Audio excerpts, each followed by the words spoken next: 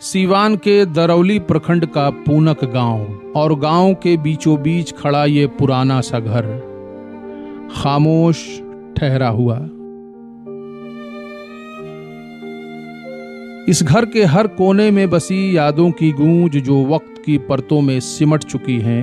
ये वही घर है जहां कभी बिहार सरकार के पशुपालन विभाग में पशु चिकित्सा पदाधिकारी रहे स्वर्गीय डॉक्टर प्रद्युम्न नारायण मल्ल का बसेरा था। इस घर को एक समय में लोग इलाके का किला कहते थे। आज ये मौन है।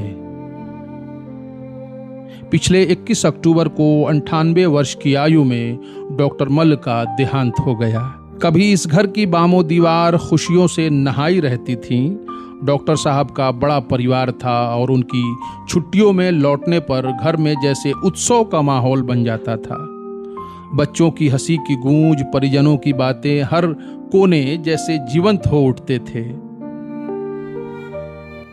और हमारे चाचा जी 13 भाई थे और हम लोग 28 भाई, 13 से 28 भाई थे। सभी लोग का जन्म कर्म इसी मकान से था। पढ़ाई लिखाई जो जहाँ गया। और चाचा जी जब आते थे छुट्टी में तो 5 दिन 10 दिन यहाँ रहते थे।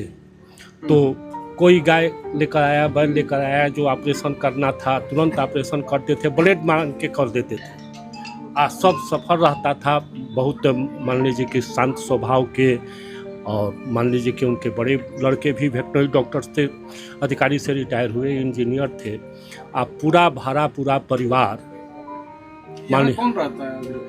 यहाँ तो एक भतीजा रहता है। हम भी घर बाहर बना लिए। ये घर केवल दीवारों का ढांचा नहीं था, बल्कि अपार स्नेह का वो घोंसला था जो आज भी उनकी यादों से महकता है।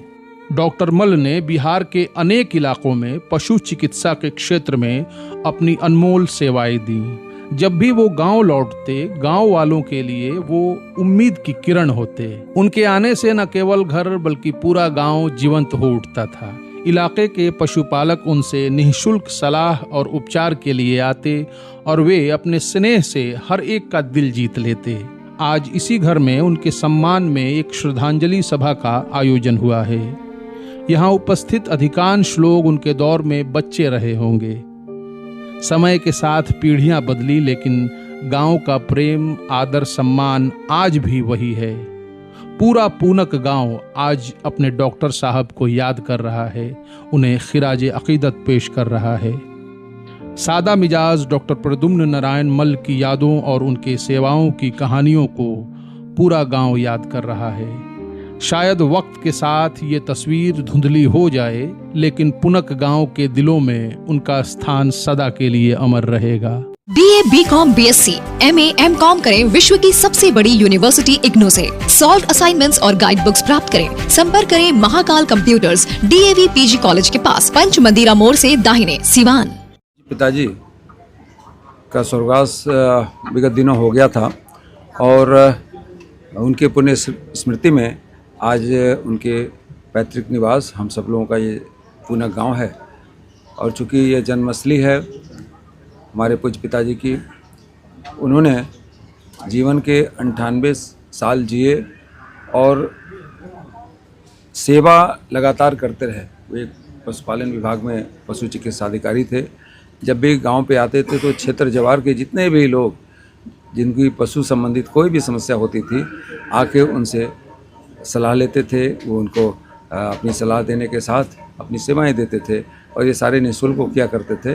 तो इधर के सभी लोग उनकी स्मृति में आज श्रद्धांजलि कर रहे हैं और श्रद्धांजलि, पुष्पांजलि और स्वरांजलि का कार्यक्रम आज उनकी स्मृति में रखा गया है। और आज का ये कार्यक्रम सर, आप स्वयं भी अपने जीवन के इतने बसंत देख लिए, एक पिता का साया नहीं रहना कैसा महसूस होता है? सही बात है कि पिता तो ऐसा होता है कि अपने बच्चों को अपनी सारी कठिनाइयों को झेलते हुए अपने बच्चों को कैसे वो आगे बढ़ें, और पिता ये हमेशा चाहता है कि बच्चा उससे आगे बढ़े और आगे बढ़े और उसको कोई तकलीफ़ ना हो। सारी तकलीफ़ वो झेलता है और पिता का तो ये स्वरूप है। और मेरे पूज्य पिताजी ने तो परिवार के साथ पूरे समाज के लिए एक ऐसा उदाहरण पेश किया कि जब भी कोई आते थे तो समाज में कोई भी किसी का कोई अपने विधाग में किसी को कोई समस्या ना हो, इसलिए वो हमेशा तत्पर रहते थे।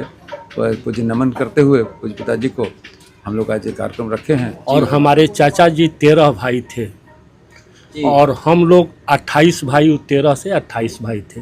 सभी लोग का जन्म कर्म इसी मकान से था, पढ़ाई लिखाई जो जहाँ गया। और चाचा जी जब आते थे छुट्टी में तो 5 दिन 10 दिन यहाँ रहते थे, तो कोई गाय लेकर आया, बैल लेकर आया, जो ऑपरेशन करना था तुरंत ऑपरेशन करते थे, ब्लेड मांग के कर देते थे।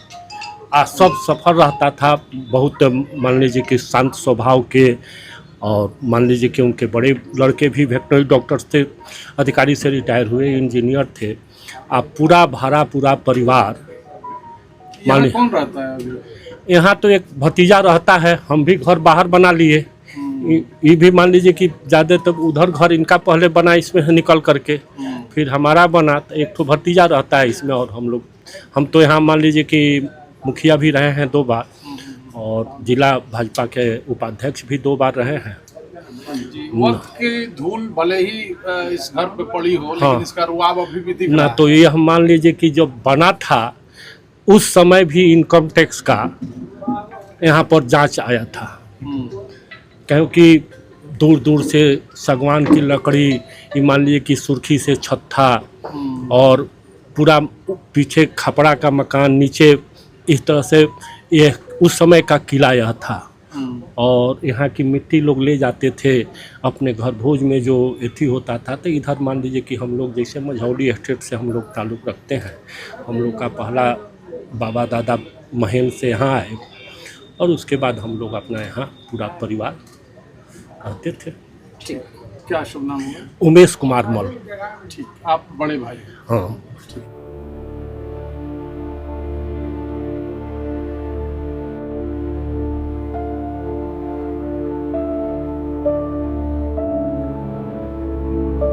मल साहब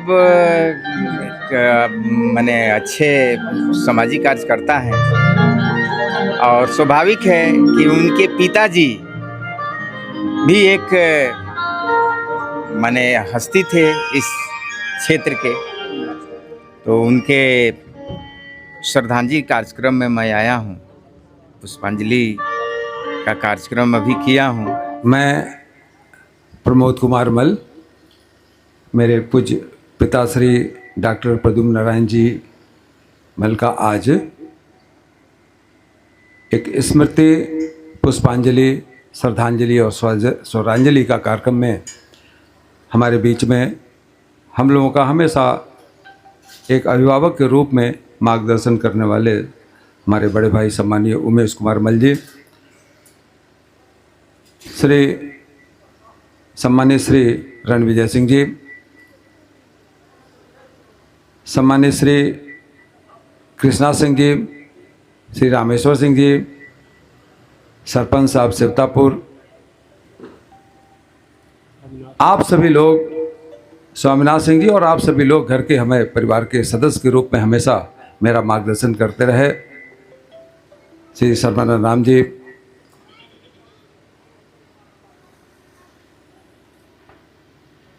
कहने के लिए तो बहुत कुछ है, लेकिन आज चूँकि पुण्य स्मृति में उनकी श्रद्धांजलि के कार्यक्रम में मैं केवल पूज्य पिताजी के उन व्यक्तित्व और कृतित्व को आपके बीच में कुछ शब्दों में रखना चाहूँगा।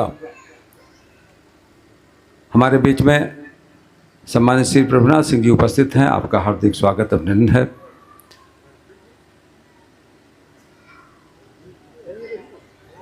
जब भी पूज्य पिताश्री के साथ हम लोग गर्मी की छुट्टी में गांव पे आते थे, तो मैं एक चीज़ देखता था कि जब भी वो पहुंचते, लोगों को जानकारी होती कि प्रद्युम्न बाबू आ गए हैं, तो इस क्षेत्र जवार के जितने भी गोपालक हैं वो आके उनसे मिलते थे और अपनी अपनी समस्याओं का समाधान उनसे ढूंढते थे। और वो भी कितनी खुशी के साथ, जितनी खुशी के साथ हम बच्चों को प्यार देते थे, उतनी ही खुशी के साथ उस क्षेत्र के पशुपालक गोपालक के साथ में मिल के और निःशुल्क उन लोगों को एक सलाह और एक अपने अनुभव का ज्ञान बांटते थे। आज के युग में यह अति आवश्यक है कि जो भी अनुभव किसी के पास हो राष्ट्र निर्माण के लिए, वो अनुभव अपने पास से निकल के उस समाज के उस गरीब, वंचित और ऐसे समाज के पास जिनको उस ज्ञान को या उस विधा को प्राप्त करने की बड़ी कठिनाई होती हो या बड़ा कीमत चुकाना पड़ता हो, उसको ये निःशुल्क मिल जाए, इससे बड़ी उपलब्धि इस समाज सेवा की कुछ नहीं हो सकती।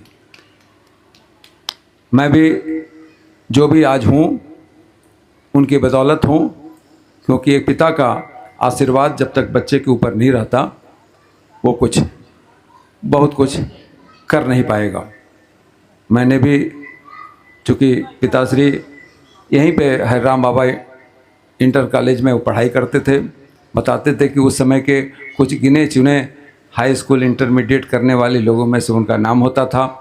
और पशुपालन विभाग में उन्होंने नौकरी की, BBSc and AH animal husbandry की डिग्री उन्होंने पटना वेटनरी कॉलेज से लेने के बाद पूरे बिहार के हर क्षेत्र में, उत्तर में, दक्षिण में, पूर्व पश्चिम में उन्होंने जहाँ जहाँ अपनी सेवाएं दी, मुझे भी उनके साथ जाके उन जगहों पे उस जगह के कल्चर को देखने और समझने का भी अवसर मिला, चाहे मिथिला हो या मगध हो या फिर दक्षिणांचल में उस समय जब बिहार और झारखंड एक हुआ करता था। लेकिन कुल मिला के जो समझ में बात आती थी कि आप जो भी करिए, कमाइए, पैसा कमाइए, अपना घर बनाइए, बच्चों को पढ़ाइए, लेकिन उसमें से कुछ समय निकाल के समाज के उन परिवारों को जरूर दीजिए कि जो उस चीज़ से कहीं ना कहीं छूट गए हों, क्योंकि एक बहुत बड़ा उपकार हम अपने ऊपर करते हैं। क्योंकि अगर समाज में अगर हर व्यक्ति आगे नहीं बढ़ेगा, उसकी समस्या का समाधान नहीं होगा, तो आप दो बैलों की जोड़ी को अगर एक बैल तेज चलेगा तो दूसरा गाड़ी नहीं खींच पाएगा। तो समाज के हर व्यक्ति को उसके आगे बढ़ने के लिए या तो सरकार की तरफ से जो सुविधा दी जाती है वो अंतिम व्यक्ति तक पहुँचे, और कहीं ना कहीं अगर हम सक्षम हैं तो को अपने उस समाज में थोड़ा सा अपना योगदान देके उनको भी अगली पंक्ति में लाने की कोशिश करें। इसी भाव के साथ मैं आपके बीच में हूँ। आपका सहयोग चाहिए, आपका आशीर्वाद चाहिए। मेरे भी दो सुपुत्र हैं, एक MD मेडिसिन डॉक्टर है, एक MS ऑर्थो डॉक्टर है, दोनों सक्षम हैं, कमा रहे हैं। और मैं उन लोगों से भी आदेश और निवेदन करता हूँ, निवेदन पूर्वक आदेश देता हूँ कि आपको भी महीने में एक बार क्षेत्र में निःशुल्क चिकित्सा का कार्य करना है। अपनी सर्विसेज की कोई चार्ज नहीं करनी है, दवाओं की कोई चार्ज नहीं करनी है। और मुझे गर्व है इस बात का कि वो लोग भी बीच बीच में आपके बीच में कहीं ना कहीं किसी पंचायत में आके अपनी सेवाएं देते हैं। आज के दिन पूज्य पिताजी का यह स्मृति का और उनकी श्रद्धांजलि का कार्यक्रम है। एक चीज़ मैं आपसे वादा करना चाहता हूँ, चूँकि पिछले लगभग 1.5 वर्षों में आपके बीच में रह के अलग अलग क्षेत्र के जो समाज के ऐसे क्षेत्र हैं जहाँ लोगों को आवश्यकता है उसमें कुछ सहयोग देने की, प्राप्त करने की, मैंने हर संभव अपनी क्षमता और अपने संपर्कों को साधते हुए उनको कुछ न कुछ मिलने जुलने, उसके दुर्द को बांटने का कुछ कार्य किया है। चूँकि मेरी पढ़ाई इसी बिहार में हुई, पटना यूनिवर्सिटी से मैंने इंटरमीडिएट करने के बाद मैं बाहर चला गया।